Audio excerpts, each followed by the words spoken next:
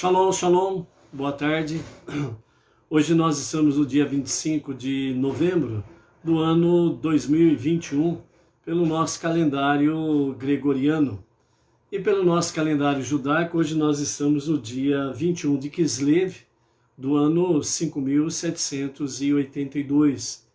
Estamos hoje no quinto dia da semana, o quinto dia do Shabat, e nós estamos na nossa quinta leitura da nossa Parashá semanal. E então, hoje, pela graça bendita de Hashem, nós estamos hoje completando 80 dias do ano 5782. Bezrat Hashem, bendito seja Deus que nos concede a graça de podermos conhecer a verdade, conhecermos a sua vontade, e graças a Ele que nos capacita, nos dá coragem para podermos viver realmente as suas mitzvot, os seus mandamentos.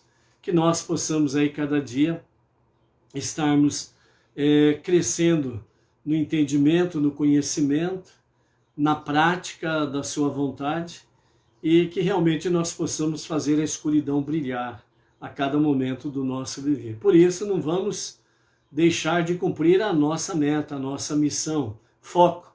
Precisamos fazer a escuridão iluminar, para que este mundo transforme-se plenamente no lar de Deus. Vamos ver qual é a gota de sabedoria do nosso Rebbe Menachem Mendel para o dia de hoje. O seu recado é muito importante.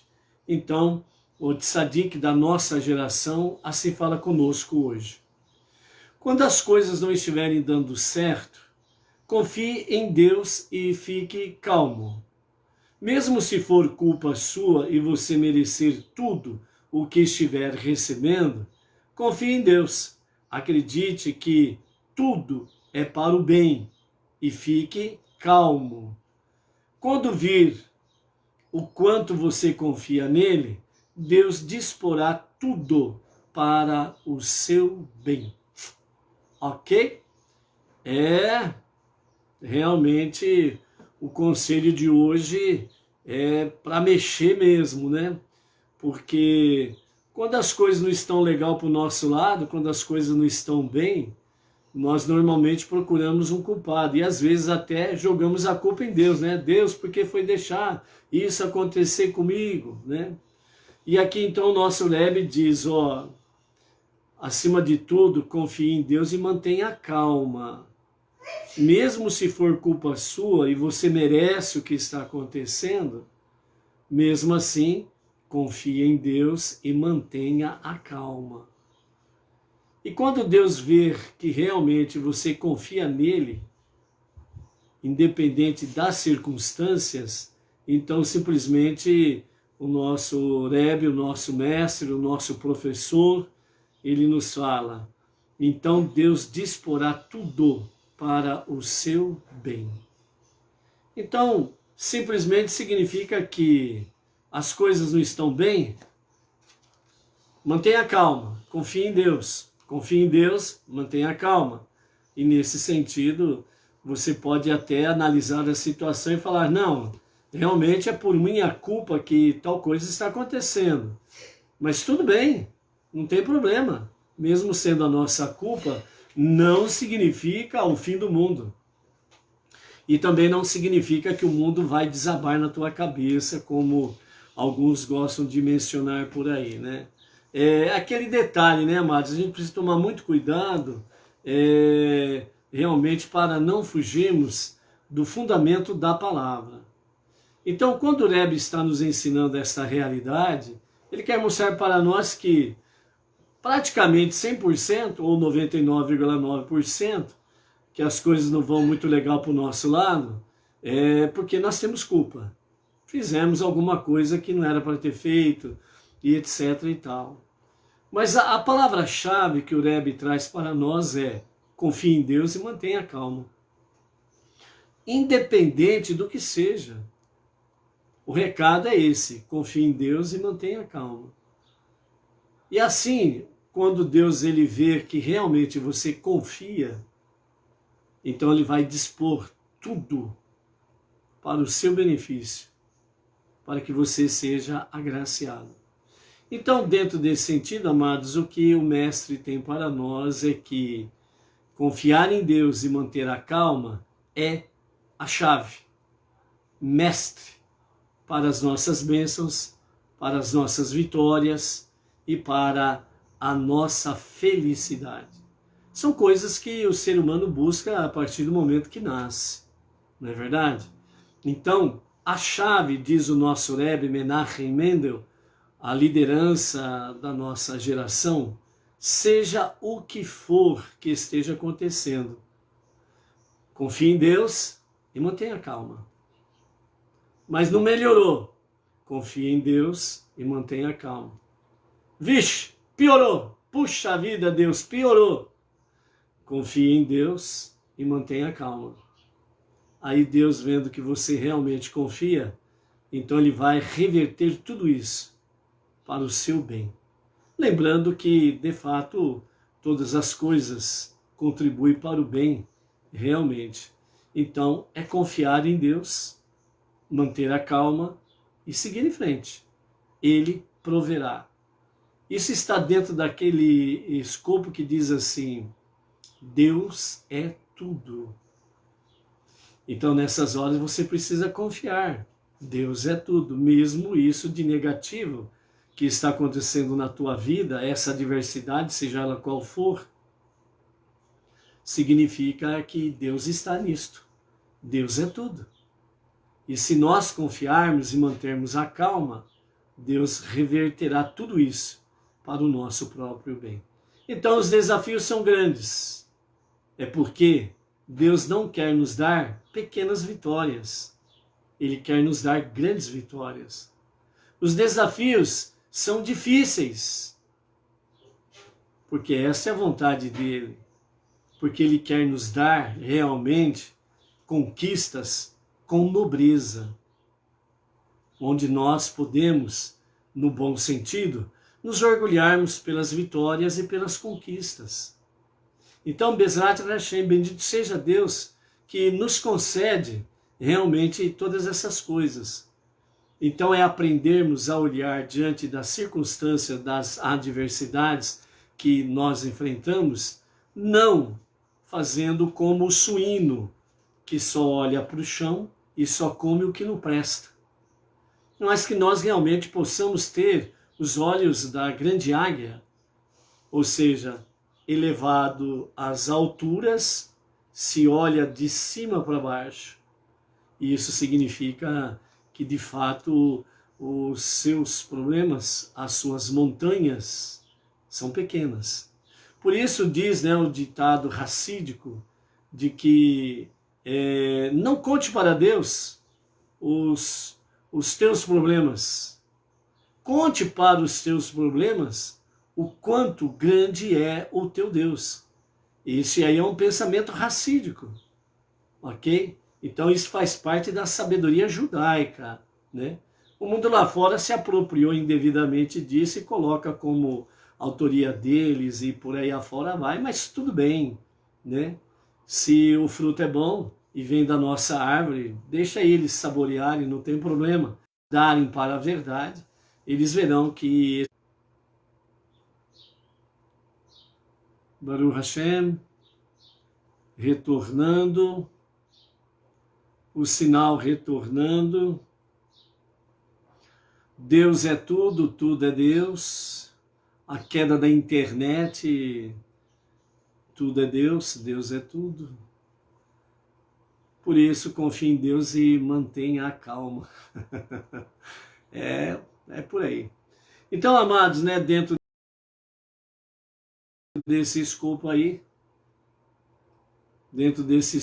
nós temos essa realidade aí, né?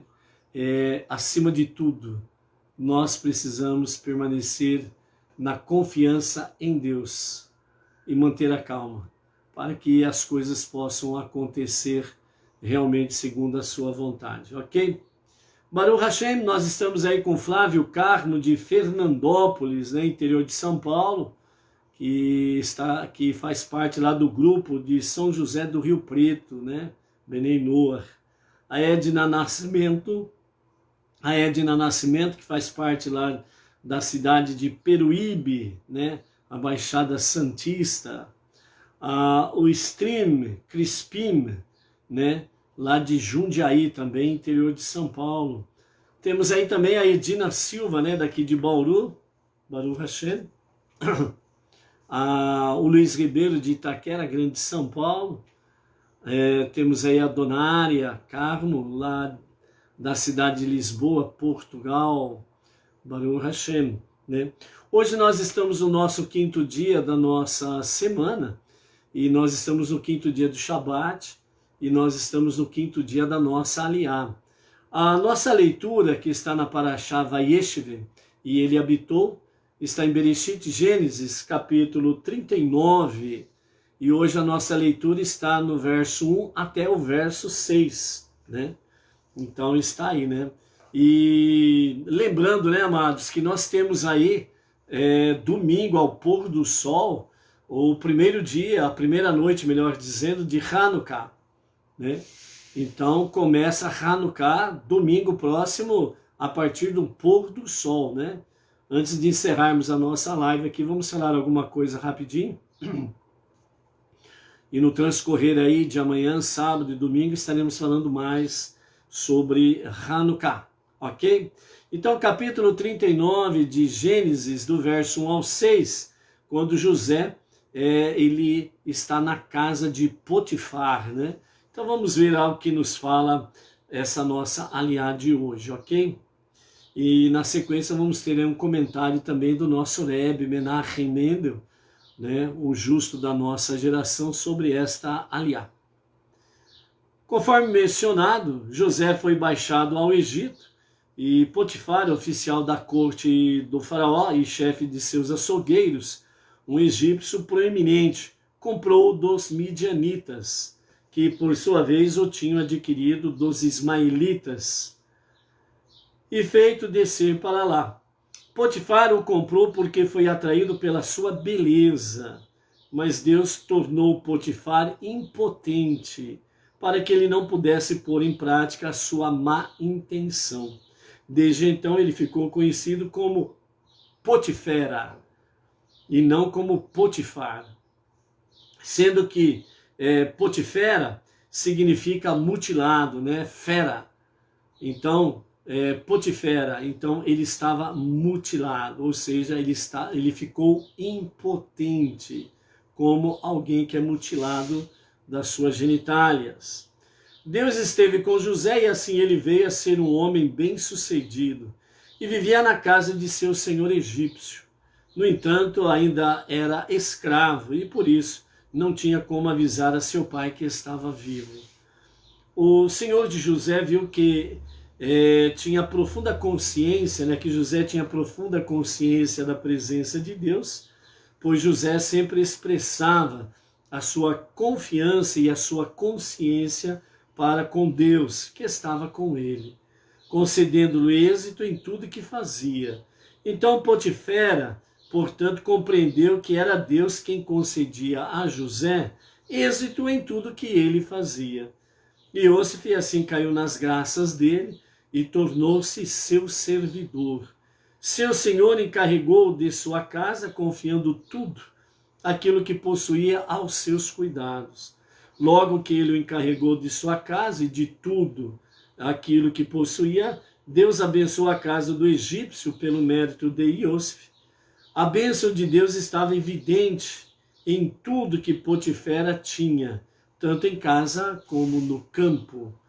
Ele deixou tudo que tinha aos cuidados de Iosif e não se preocupava com nada que era dele mesmo, exceto a única coisa que ele pediu foi para que Iosif, né, o pão que comia, né, que ele não tocasse no pão que ele comia. Então, o comentário de Irache fala que Potifera usou o eufemismo referente à sua mulher. Após 10 anos como encarregado da casa de Potifera, José ficou demasiadamente impressionado com seu próprio sucesso. Começou a prestar atenção ao fato de que era elegante no porte e de boa aparência. A vaidade entrou em foco.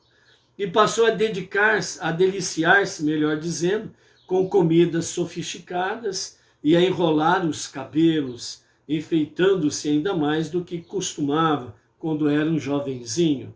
O narcisismo regressivo de José revelava uma total insensibilidade ao luto de seu pai, por tê-lo perdido. Portanto, Deus tratou de corrigir essa falha, mostrando a José que a atenção indevida à própria aparência pode atrair a atenção indesejável dos outros, né? Aqui a gente encerra a nossa quinta aliá e amanhã nós vamos continuar nessa história aqui, né, de José, né, ele começando com as suas vaidades, o seu narcisismo, né? Então ele começou a tirar o foco, né, o foco de onde ele veio, ele começou a tirar o foco de quem ele era, as promessas que diziam respeito a ele. Então ele começou a partir para a egolatria, né? Ele começou a idolatrar o seu ego, a sua capacidade administrativa, a sua capacidade de poder fazer multiplicar os bens do seu Senhor, né?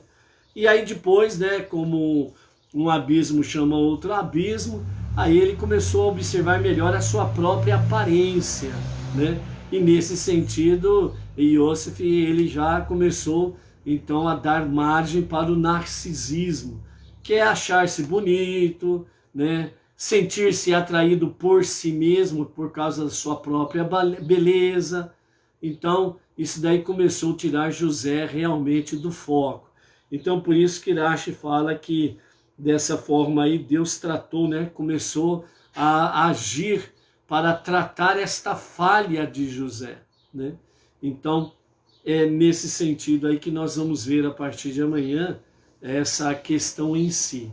Mas dentro desse campo sobre a questão da beleza, então o nosso Rebbe Menachem Mendel, ele nos fala da seguinte forma, dessa passagem aqui, nos trazendo uma reflexão mais elevada, da seguinte forma.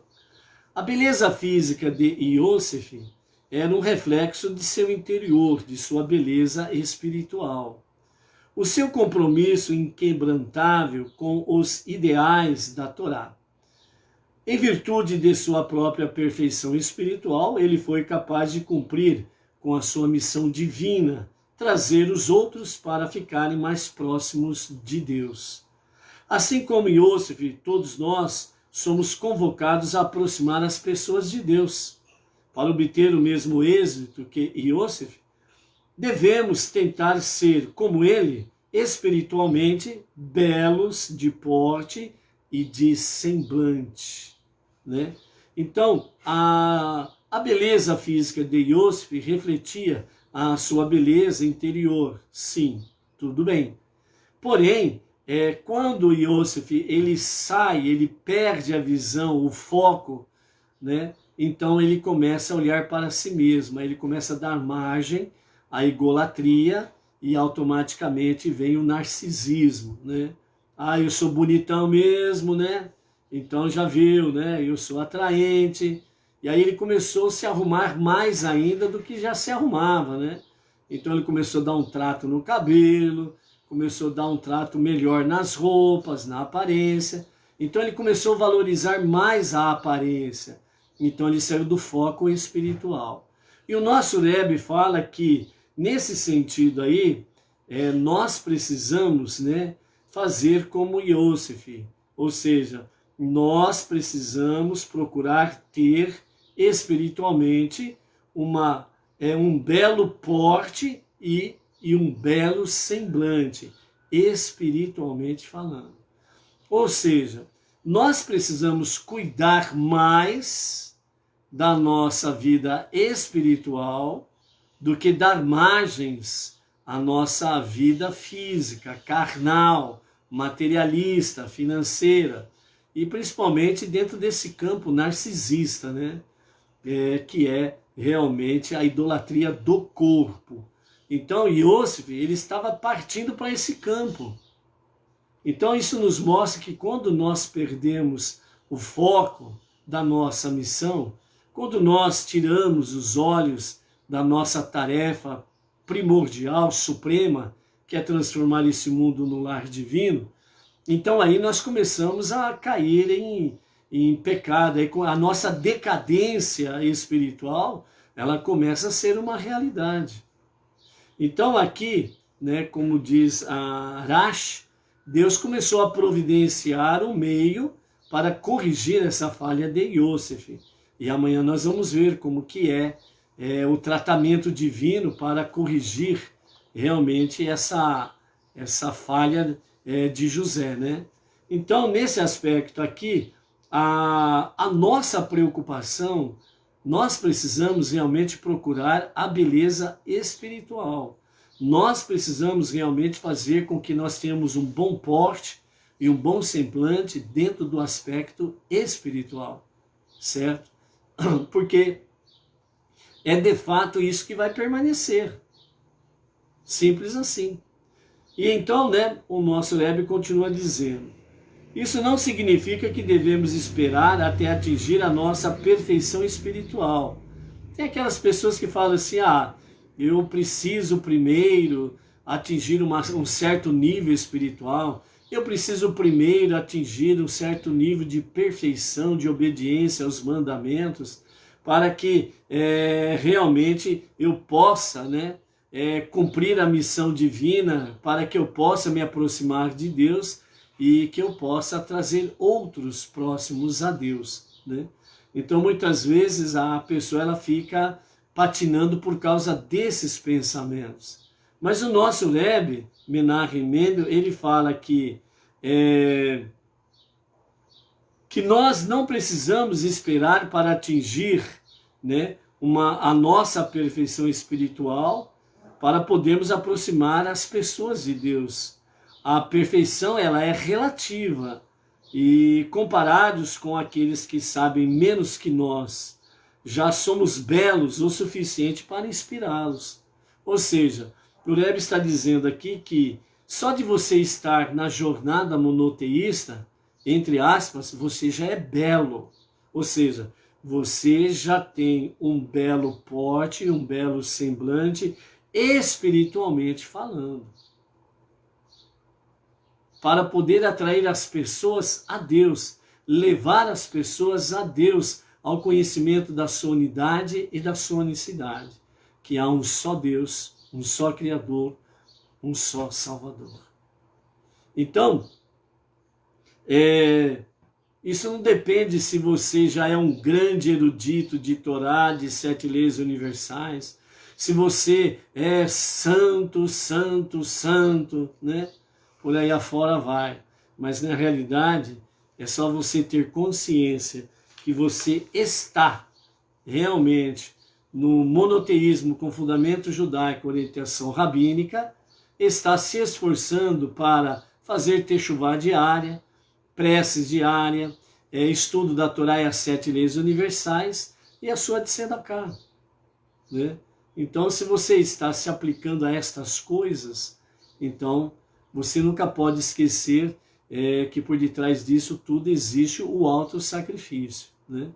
Então, por exemplo, eu estou fazendo techuvá, né, para o retorno a Deus de forma que eu tenha um genuíno e verdadeiro arrependimento, né? Então, beleza, então a partir de agora Deus vai ouvir e vai me atender em todas as minhas petições. E o que acontece? Aí o caldo engrossa. As coisas não são fáceis.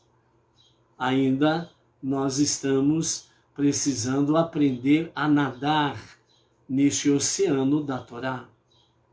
Então não é assim. Da noite para o dia,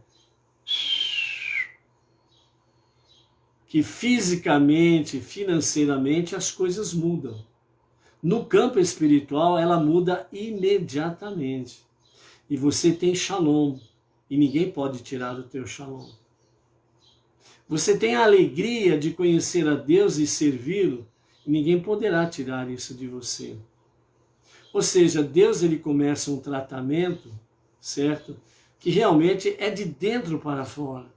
Por isso, de fato, a começar em mim, em começar em cada um de nós, é que essa verdadeira luz precisa brilhar para dissipar toda a escuridão que está em nós. Lembra de ontem? Então é exatamente isso. Tome a tua luz e faça a escuridão brilhar, né? Então, eu estou estudando o Torá, as 7 leis universais, né? Então agora, daqui para frente, vai ser tudo às 1000 maravilhas, né? Não vou ter dificuldade nenhuma, né? O meu caminho vai sempre estar livre, tudo quanto é concurso que eu for prestar eu passo, qualquer emprego que eu for pedir eu vou conseguir, vou ter um ótimo salário, patati patatá, e por aí afora vai. Não é assim. Mas agora eu estou dando minhas ofertas, meus dízimos, né? Estou tirando a minha oferta voluntária, ou estou tirando os meus 10% e aplicando na obra, numa comunidade, etc, etc, etc, etc. Então agora, Então agora, se eu estou, né, contribuindo com R$10, eu vou ganhar R$100. Se eu estou contribuindo com 100, eu vou ganhar 1000. Se eu estou contribuindo com 1000, eu vou ganhar 10.000 e assim sucessivamente, né? O ensinamento, a Hassidut do Rabad, não é para vender facilidade. Fulano, você dá 10, Deus te dá 100. Você dá 100, Deus te dá 1000, né? Então, não é assim. Não é assim. Se você só de pensar, por exemplo, né, que você dá a sua tzedakah, a sua oferta, né, e já pensa o quanto você vai lucrar, você já perdeu. Porque o momento é tão precioso e sublime que você não pode fazer disso uma barganha. Então, cuidado quando nós aprendemos isso no mundo religioso lá fora. Fazer barganha com Deus. Nós aprendemos isso lá fora, vivemos isso, fizemos isso. Barganhar com Deus não se barganha, Deus não aceita suborno. Nós não podemos esquecer isso. Então, mesmo estando no caminho Benei Noach, nós precisamos tomar cuidado com isso daí. Porque aqui, o que nos chama a atenção, o Rebbe, é para que nós tenhamos, de fato, né, o êxito na nossa beleza de porte e semblante de forma espiritual.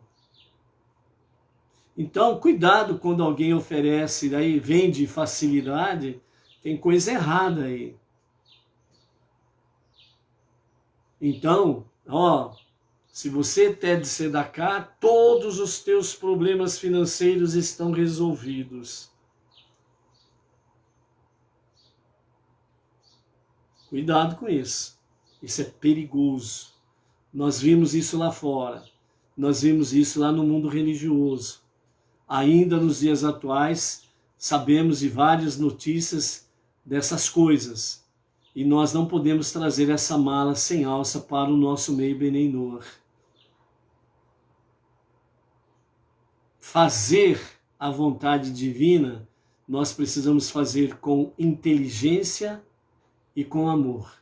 É mente e coração. É razão e emoção, juntos, equilibrados. Então, a Hassidut, os ensinamentos do Rabad, não é para vender facilidade. Então, precisa se tomar muito cuidado com essas coisas aí, ok? E o Rebbe continua, né? Que nós, né, não precisamos aí ficar batendo na tecla que eu primeiro preciso ser perfeito, que eu primeiro preciso ser um grande erudito da palavra, para poder levar a consciência divina às pessoas. e trazer as pessoas para perto de Deus. Negativo. A partir do momento que você já tem a sua fé monoteísta, com fundamento judaico e com orientação rabínica, você já está qualificado para trazer as pessoas para perto de Deus.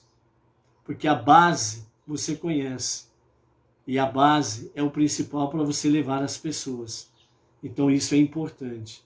Contudo, devemos lembrar que, se negligenciarmos nosso próprio crescimento espiritual, outros vão percebê-lo e estarão menos propensos a serem influenciados por nossas palavras. Ou seja, nós não podemos nos omitir em fazer a vontade de Hashem e trazer as pessoas para perto dele. Mas se nós começamos a arrumar a desculpas esfarrapadas, se nós começamos a usar muletas para não ir e levar a consciência divina às pessoas e aproximá-las para perto de Deus, então as pessoas vão perceber que você é um fraco. As pessoas vão perceber qual é a tua. Se você está apenas para fazer barganha com Deus e querer induzir as pessoas a fazerem barganha com Deus. Ó, você dá isso para Deus e Deus dá aquilo para você. Negativo. Negativo. A resposta do povo israelita para a outorga da Torá no Monte Sinai, quando as 70 nações na época rejeitaram a Torá, os 5 primeiros livros da Bíblia, e essas 70 nações representam todas as nações existentes até aqui, quando o povo israelita respondeu sobre a Torá, a outorga da Torá, o povo disse, faremos. Obedeceremos. E depois nós vamos estudar. Ou seja, a resposta primeira que o povo israelita deu é, nós vamos fazer. Ou seja, nós vamos obedecer. E depois nós ouviremos, que significa, nós vamos estudar. Então, é aquela questão, o pai diz para o filho, não faças tal coisa. A primeira coisa que ele precisa aprender a fazer é obedecer a ordem do pai.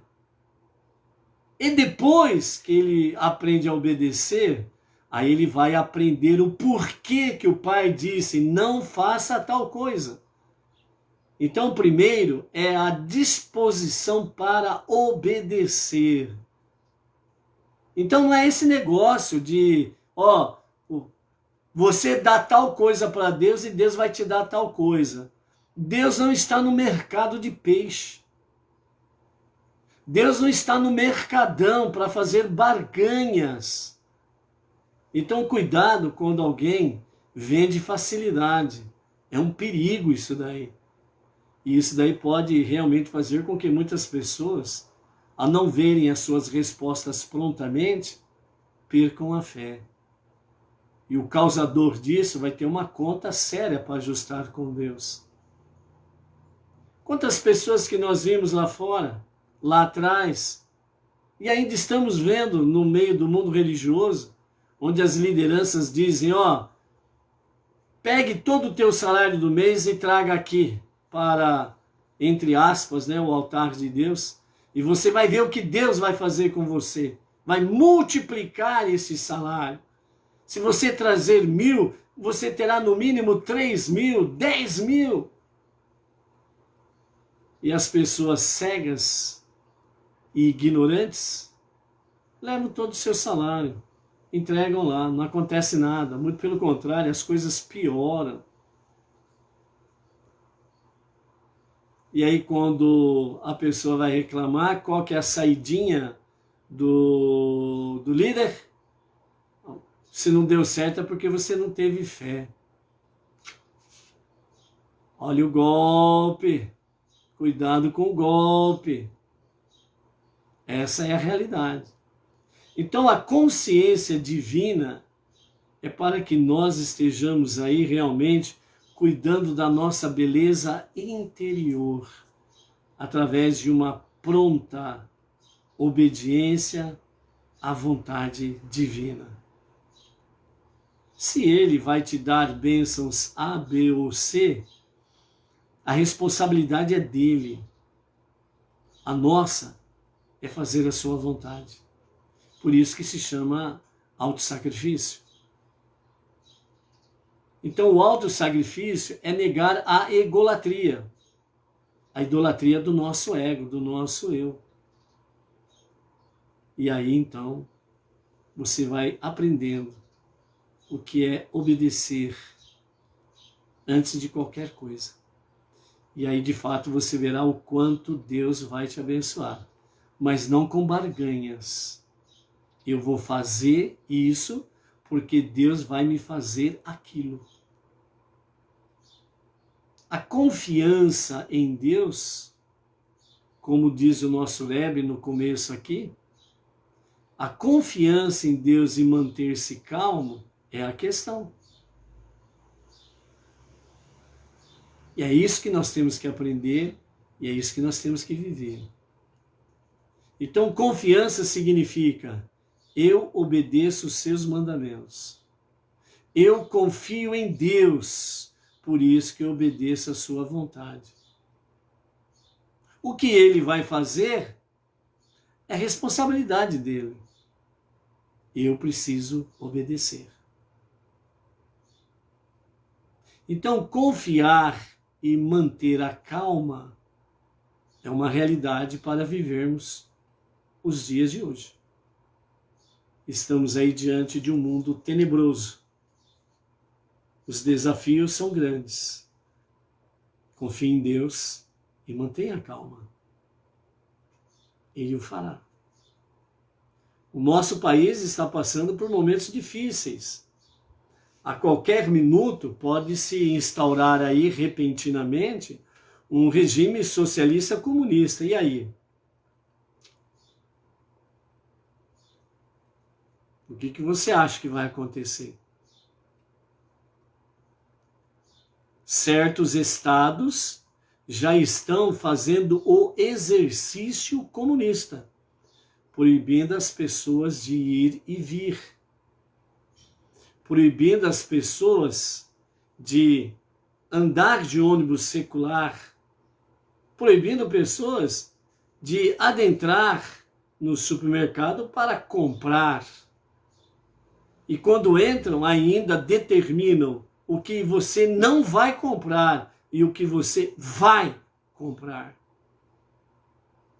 Estamos vendo aí em vários lugares do nosso país a ditadura se estabelecendo. E aí, como que fica? Confiança e manter-se calmo. Deus proverá. E aí? Pessoas sendo impedidas, inclusive, de entrar até mesmo em posto de saúde, porque não está com a sua carteirinha da picada da abelha em dia. E aí, como fica? Então, nós estamos vivendo dias de fato tenebrosos. E Yosef, ele adentrou nesse mundo tenebroso, com as suas falhas. Mas ele permanecia confiante em Deus e calmo. Deu as suas escorregadas, as suas falhas, mas a consciência divina em Yosef era muito forte. Isso mostra para nós que nós não precisamos esperar para alcançar um grande grau de espiritualidade para poder anunciar a unidade e a unicidade de Deus. De anunciarmos que há um só Deus nos céus e na terra. Que só Ele é Criador e Salvador. É o nosso dia a dia que nós precisamos nos dedicarmos para crescermos espiritualmente. Por isso o nosso Rebbe fala que a nossa bela aparência, o nosso bom porte, o nosso semblante, ele seja primeiramente de ordem espiritual. Que espiritualmente nós sejamos, sim, belos de porte e de aparência. Por isso que Salomão em Provérbios fala que o coração alegre aformoseia o semblante, significando aquele que confia em Deus e que se mantém tranquilo na providência divina. Então ele tem a verdadeira felicidade. E essa felicidade interior e espiritual é realmente o belo porte, a bela aparência que nós precisamos ter diante de Deus. E então esse coração alegre, ele aformoseia o semblante. É nesse aspecto que o nosso Rebbe nos chama a atenção. Então, por isso, amados, vamos procurar cada vez mais estarmos nessa beleza espiritual, que nos dá força, capacidade para nós podermos enfrentar o nosso dia a dia. Amém? Baruch Hashem. Domingo ao pôr do sol, nós vamos entrar na primeira noite de Hanukkah. Então nós precisamos aí estar nos preparando, né? As pessoas precisam estar aí essencialmente preparados com a sua Hanukkah, que é o candelabro de 9 braços, né? Então são 9 braços. Um deles é o Shamash, que é a chama servidora, né? Que é a partir dela que se acenderão todas as 8 luzes, né?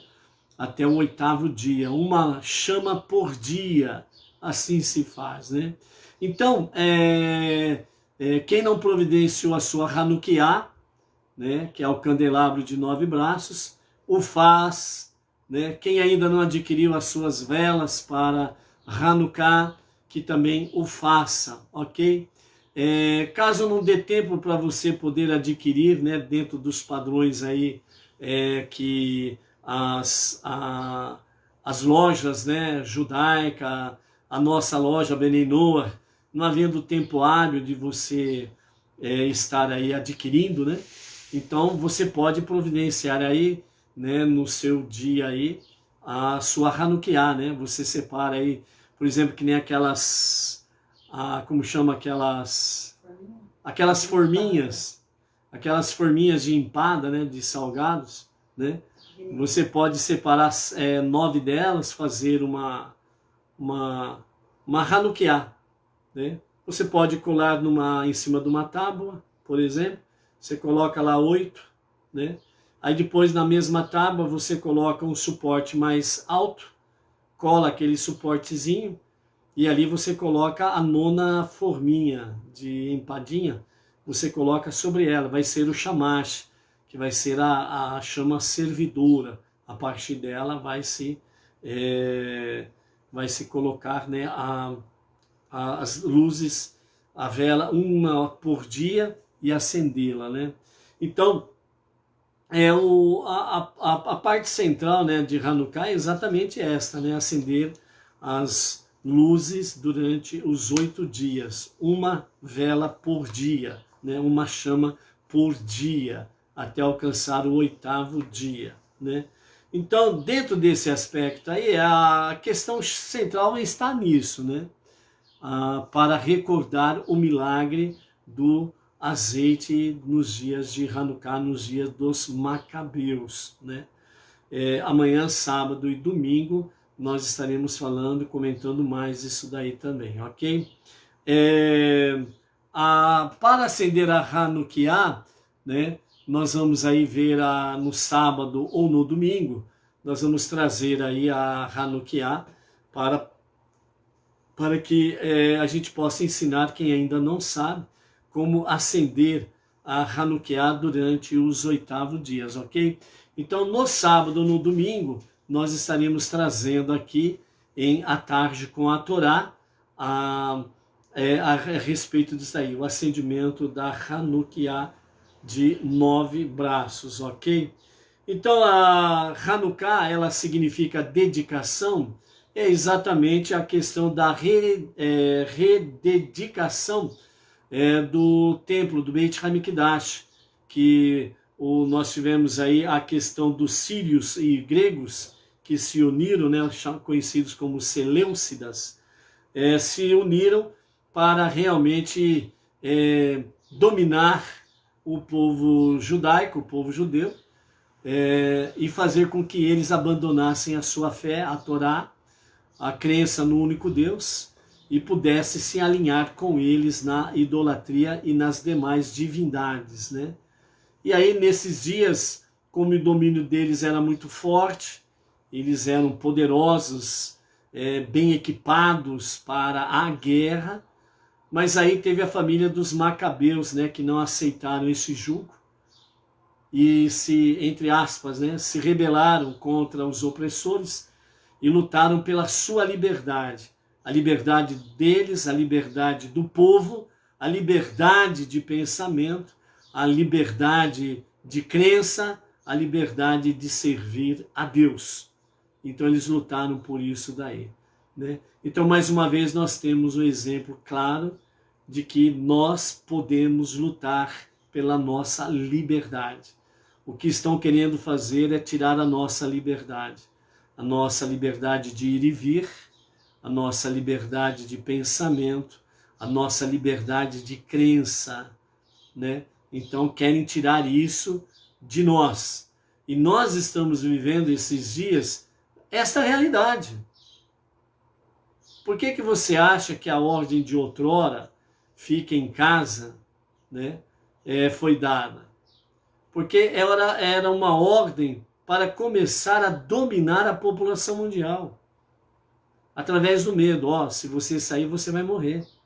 Você vai ficar doente. Você poderá morrer. Então você não pode nem abrir a janela da tua casa, porque se você respirar o ar lá de fora, você vai ficar doente e vai morrer. Então fique em casa. O resto, depois a gente cuida. Não é assim? Não foi assim? Então, isso daí começa a se chamar de como iniciar a escravidão de um povo. No caso específico dos povos, né? Porque foi uma ordem mundial. Aí depois disso daí começaram o quê? Eles viram que a população, de uma forma geral, ficaram com medo, obedeceram. Então aí eles mudaram o tópico da coisa. Além de ficar em casa, se você sair, você não pode sair de cara limpa. Você tem que colocar alguma coisa na cara para você não sair de cara limpa. Porque se você sair de cara limpa, você vai ficar doente e você vai morrer. Como que você explica que um bicho ele conseguiu fugir de uma casa de segurança máxima, e a fantasia que você põe na cara, qual é a garantia que tem que você vai estar protegido contra esse bichinho? Pense.